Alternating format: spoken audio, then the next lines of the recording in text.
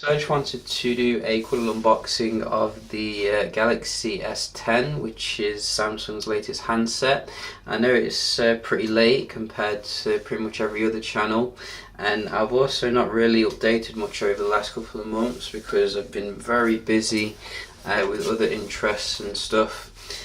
Going forward, I think that I might actually have to update a little bit less on this channel and put YouTube to the side, mainly because, as I said, I do have other interests now which take up a lot of my time, and YouTube's kind of been pushed to the side, unfortunately.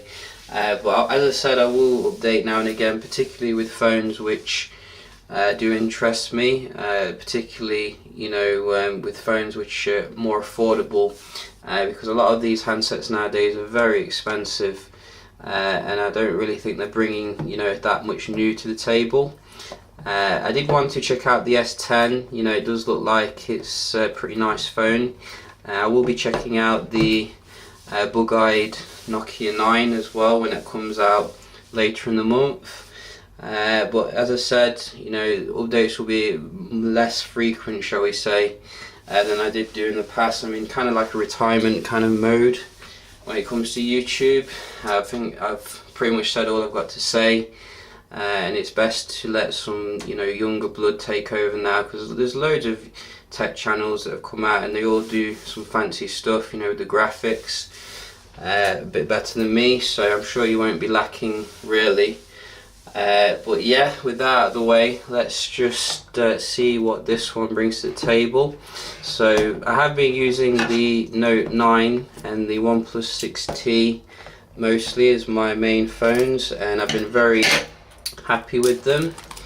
I don't know if this one is going to be particularly any better than the Note 9, which I think is nearly perfect. I say nearly perfect because I think the only real flaw with it is the camera.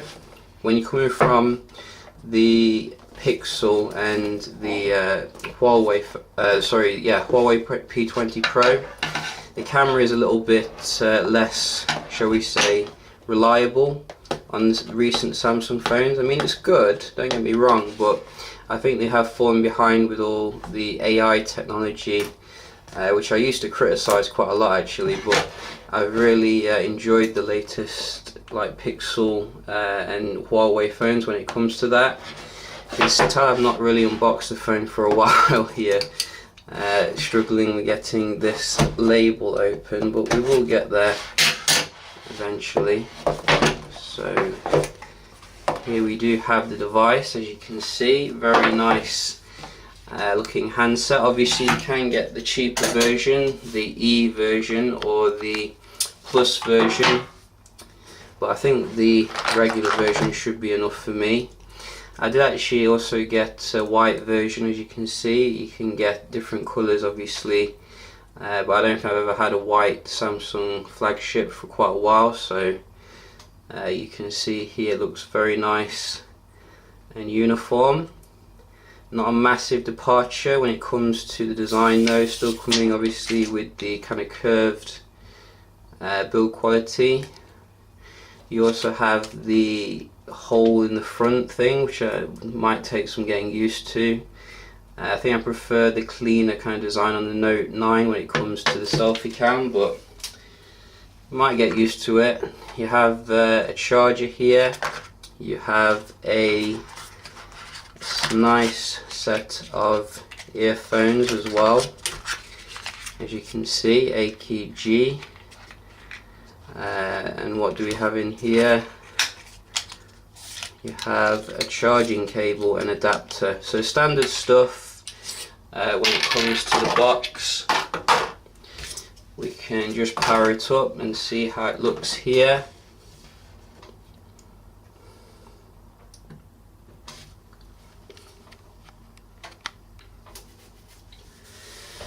So in the UK and Europe we do get the Exynos processor, which I don't actually think is the best version, unfortunately. Something to consider here if you are looking at getting the S10. The Snapdragon 855 gets, I think, better battery life and better performance, which is strange because back in the day Exynos was so far ahead of Qualcomm, but now Qualcomm seem to really up their game when it comes to the processor. But we'll just go through this nice and fast. Yeah, so that kind of hole in the front is very weird design to me. I mean, I think I do really prefer the design on the OnePlus 6T, where you've just got like a teardrop here. It definitely takes some getting used to seeing that thing in the corner, but I think they made the wallpapers a little bit darker to cover it up in the top right, so maybe that will disguise it a little bit better. So we'll just skip through all this. I've also got the latest Moto G7 Plus coming eventually, so we can have a look at that, see how that looks. I haven't had a Motorola for a while. You got all those different ways of authenticating. Probably getting a bit overkill now. I mean, all you really need is a fingerprint scanner and a facial scanner. I think that's about it. I really like the facial scanners nowadays. They're very reliable. As you can see, we are done.